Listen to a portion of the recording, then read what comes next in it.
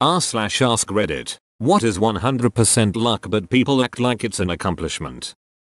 Winning on a slot machine. If you know a serious slot player, they treat it like a science. They never tell you when they lose. More like they only tell you their winnings, never the amount they spent to make that, which is typically more money than they won. Hey, Vegas wasn't built on winners. Yes, they certainly do treat it like a science. I've heard my dad talk about his strategy for picking machines and how to win by playing the machines a certain way. It's insane.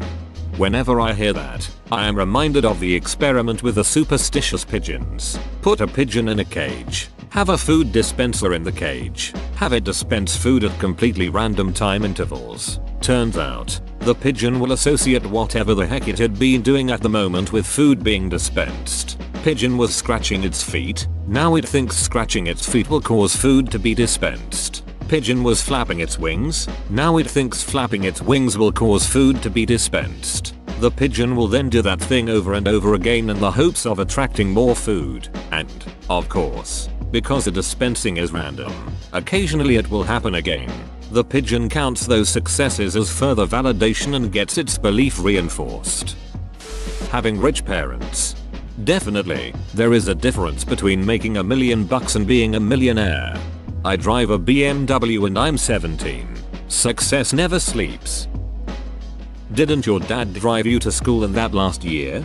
My brother's GF in high school had a BMW X5 that she insisted wasn't new because her dad used the car for 6 months before giving it to her. Did anyone see that chick on Dr. Phil whose allowance went from $2,500 a month to $1,000 and was too traumatized to continue to go to school? Getting in early enough on a Reddit thread to get top post. Sort by rising. Leave a bunch of smartest answers. Karma. The trick is being a base comment in an established post. I once cracked an egg and it was a double yolker. I was proud of my accomplishment and claimed it as my own. You inspire me. Never change. Here's looking at you, kid. When somebody cites anecdotal results to justify bad behavior. I drank when I was pregnant and Tommy turned out fine. We never used car seats and nothing bad ever happened. I'm fine to drive. I've driven home plenty of times after a 6-pack. In my day we used lead paint and nobody got sick. These are not actions that guarantee bad things happening. They are actions that increase the odds of bad things happening. Add to it my grandfather smoked a pack a day and make it to 95. PSSSHHH. Whatever. My grandfather drank a handle of whiskey every day and lived to be 118.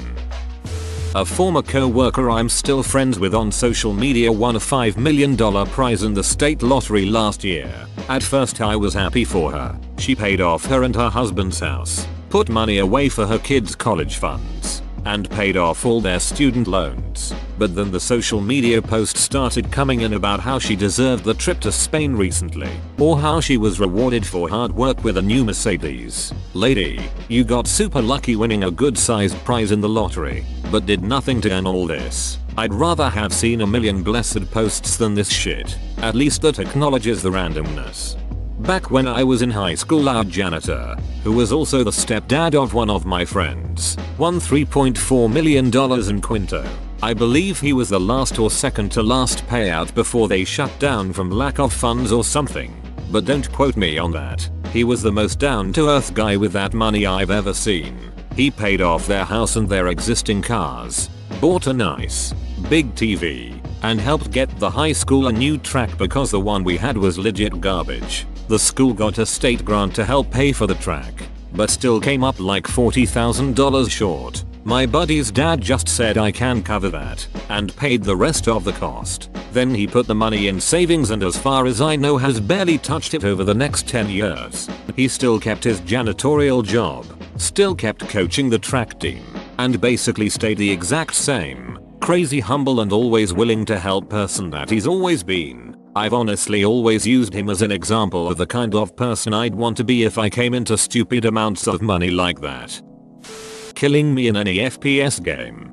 Lucky shot, kid. Nothing personal. My friend had wealthy grandparents who gave him an enormous inheritance. 2 condos and a townhouse, several $1 million, and 2 luxury cars. When people comment on his sudden lifestyle change, He was working at Burger King previously. The dude says, yeah, I worked so hard, busting my ass every day, doing an online business to generate supplemental income. There were days where I didn't sleep and I wasn't sure I was going to make it. When I called him out in front of everyone for lying, he started to fake cry and say I was being a hater for him doing well. That inheritance is ridiculous lifestyle change for anyone of any age if they aren't in the right mindset. 3 homes and 2 cars with millions in cash can correct 75% of people problems. Money, living situation, reliable transportation, and all they have to do is not duck it up over time, which tends to happen due to personality traits, I bet. Winning the lottery frequently ruins people's lives because they have insufficient impulse control and no idea how to manage money. That's so funny to me. I think it was Andre Iguodala who said, I thought I was so irresponsible after I got my first NBA check. I bought like 30 pairs of Jordans. I didn't even know how to blow money back then. Being born rich or good looking or well hung, 1 out of 3 ain't bad. If you hit the trifecta, sheesh. If you were born well hung, then you are probably suffering from medical issues now. Ah yes, I suffer from big dongulitis. In my country, India, thanks to nepotism, everything. We had new neighbors moving down the street, an Indian family. The wife mother of the family was a trained nurse, and when she found out that my mother was also a nurse, kept persistently asking how to get a job at the nursing facility where my mom worked. This went on for months. Every time we saw her she would ask, when can I work there? My mother would tell her to apply at the personnel office, but apparently she never did. Eventually her husband explained that she was waiting for someone to call her because she assumed my mother had to recommend her for her to have any chance of employment. That's how it works in a lot of places. Also, the person who recommends the new employee gets some monetary benefits out of it. This just happened to me. It's a win-win because the person I recommended is someone I used to work with and I know how well we work together and that this person is reliable and smart enough to figure out the job. I've lived in Florida my entire life. There's a type of person here that likes to hang tight and not evacuate when a tropical weather system is approaching and they're ordered to do so. And then flex on anybody who didn't call them kittens when it's all over. Those people are dumb. Also reckless, because emergency services will have to be wasted on them when they gamble and lose.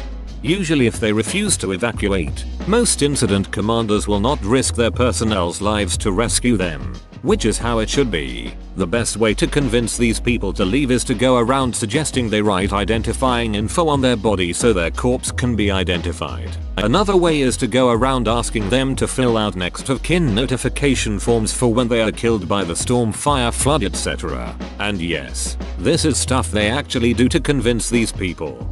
I feel like I remember hearing that authorities instructed everyone not evacuating from Katrina to write their name and birth date on their arm in Sharpie or something so their corpse could be easily identified. I can't help but wonder if anyone actually did it. I have had several instructors who were there for Katrina and similar large-scale disasters. Usually once you tell them something like mark your body for its purposes, they suddenly realize the danger is real and agree to leave. Those that don't are often identified by dental records due to decomposition. Boobs. I grew these myself. Thank you very much. McDonald's and Chinese food helped me. My grandmother smoked a pack a day, drank a lot for a 70-year-old and ate like shit. We found Reese peanut butter cups hidden in a TV drawer once and caught her smuggling ice cream bars in her purse to her room. Yet she is the only grandparent who doesn't exercise and has yet to come across any severe injury or illness. For your information, my dad thinks she lives off the misery of others, which may be true. My grandma is 95 and lives a similar lifestyle. Everyone thinks she is alive still because she is making everyone miserable and sucking their life force from them. Being tall, like that is one thing people really have no control over. When I was 6, I had a Russian sports coach who told me to drink milk to get tall. I drank a shitload of milk every day till I was 11 and I just became a fat as kid. I'm 5 feet 6 inches. You got tall horizontally. On the same lines, Deal or No Deal was completely about luck, but presenter Noel Edmonds tried to make out that it was a game of skill. The only skill aspect I can think of is knowing to cut the shit and just take the banker's offer. better to settle for $300,000 than risk getting the $100. On the contrary, from a statistics point of view, you should never take the banker's offer because it is always slightly lower than your expected value at that point in the game. In practice, however, the money being offered can be life-changing, so you can't blame people for taking the offer. Being born in a developed country. By the same token, when people act all elitist for being from someplace cool like NYC, Colorado, California, yeah, maybe people like the place you were born. That doesn't mean they like you. Being born beautiful. It blows my mind how people really identify with it, as if they achieved it. It's even worse when they prioritize themselves in some way over someone who isn't quite as attractive. Also, I'm talking about genetic physical features here, not gym discipline, diet, etc. They identify with it because of the way others treat them as a result. I always wondered how being a beautiful young girl and the attention they get stucks with their conscience. Imagine every person checking you out no matter where you go and what you look like. You would have to be a strong person to not develop a huge ego. LOL. Being born into money, inheriting a fortune. I earned this. The old line about being born on third and going through life convinced you hit a triple is usually pretty accurate. Being born. Hey, I was the strongest swimmer in over 100 million. I earned this pitiful existence. Nationality. Duck, you say about America? USA, USA, USA, USA. Accomplishment if you immigrate, maybe. Rolling a natural 20 at just the right moment. It's always good fun. But I've definitely had players try to pass off that amazing victory over that big duck in Dragon I threw at them as a result of skill. Despite the fact that the whole point of the game is that it's a random dice roll, and if it's not, then we kind of have a problem. In the true RP fashion, every player should damn well treat it as it's the result of skill of the character. Being born into a wealthy family, and then acting like you worked for everything you accomplished, when in reality, much of what you accomplished is a product of being born on third base.